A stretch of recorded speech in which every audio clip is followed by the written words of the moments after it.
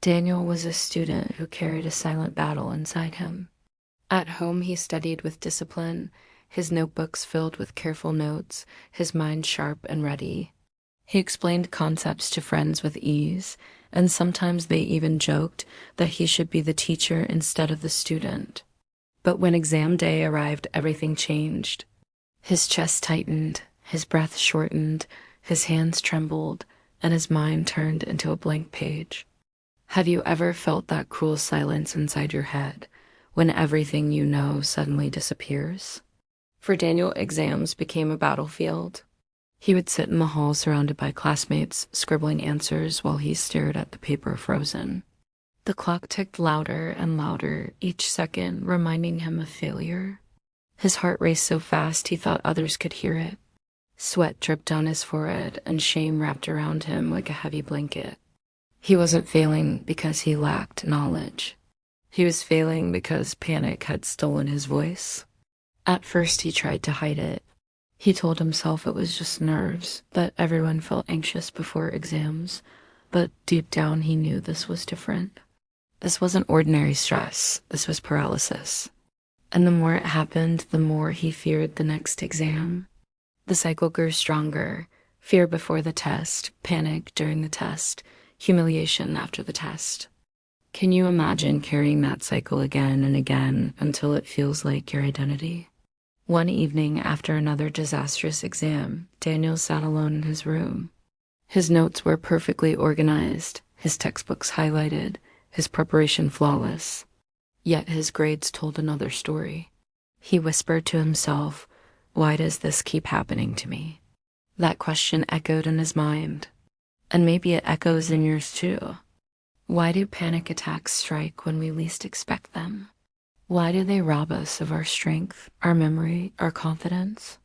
Before we go deeper into Daniel's journey, let me share something important. If you've ever struggled with panic attacks, or if you want to understand how to break free from them, there is a guide that explores practical steps and emotional strategies. The link to that ebook is in the description and in the comments.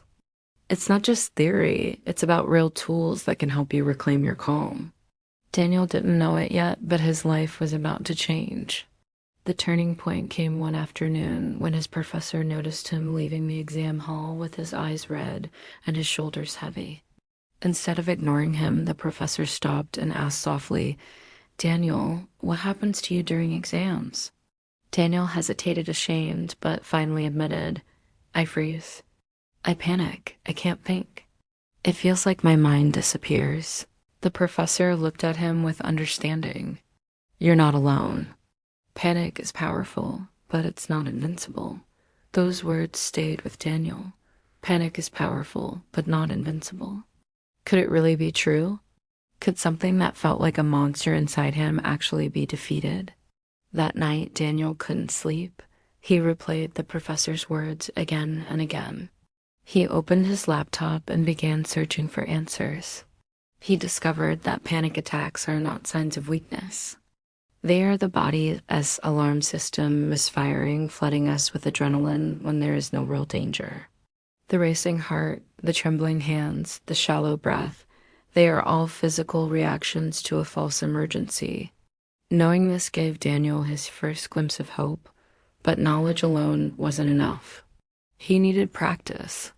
He needed to train his body and mind to respond differently, so he started small. Before studying, he would close his eyes, breathe deeply, and whisper, "I am safe." Before walking into class, he would pause, place his hand on his chest, and slow his breathing. At first, it felt awkward, almost silly. But slowly, he noticed something. The panic didn't arrive as quickly. Still, exam day remained the hardest. The first time he tried his new techniques during a test, he felt the familiar wave of fear rising. His hands shook, his vision blurred, his chest tightened. But instead of surrendering, he whispered, "I am safe. This is not danger." He inhaled, slowly exhaled, even slower. The wave didn't vanish instantly, but it softened. He managed to write a few answers. For Daniel, that was victory. Weeks passed, and Daniel kept practicing. He learned that panic attacks lose their grip when we stop fighting them and start understanding them. He realized that the more he resisted, the stronger they became. But when he accepted them, when he said, "Yes, I feel anxious, but I can still move," the panic began to lose its power. One day during a major exam, Daniel felt the familiar surge of fear, but this time he didn't freeze. He closed his eyes for a moment, breathed deeply, and reminded himself, "This is just adrenaline. It will pass." He opened his eyes, looked at the paper, and began writing. His heart still raced, but his mind stayed clear enough to answer. When the exam ended, he walked out smiling. For the first time, he had faced panic and won. Isn't it remarkable how the smallest shift in perspective can change everything? Panic didn't disappear from Daniel's life, but it no longer controlled him. He had learned to ride the wave instead of drowning in it. And here's the twist. Daniel's struggle with exams became his strength.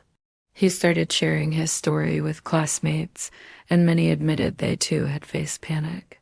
His openness gave them courage. His journey became a reminder that vulnerability is not weakness, it is the beginning of healing. Daniel's story was no longer just about exams. He began to realize that panic could strike anywhere during presentations, interviews, even simple conversations. It wasn't limited to the classroom.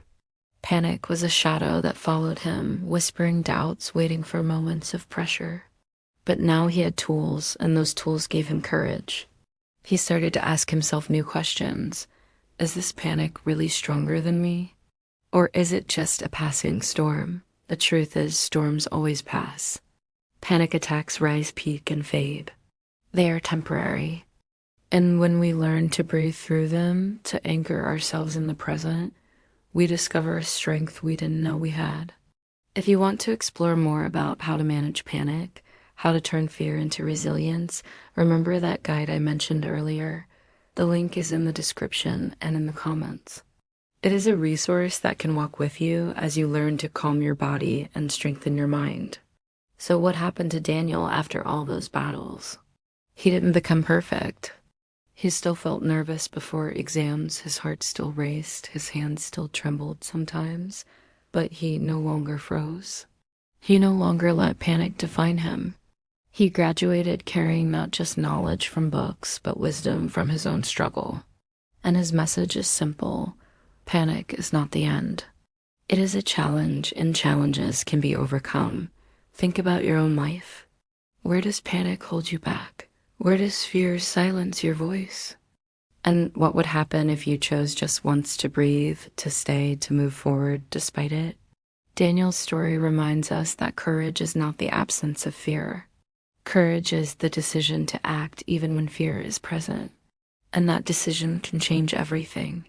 So let this be your reminder. Storms pass, panic fades, and resilience grows. You are not broken because you feel fear. You are human. And being human means you have the power to rise again, to try again, to believe again.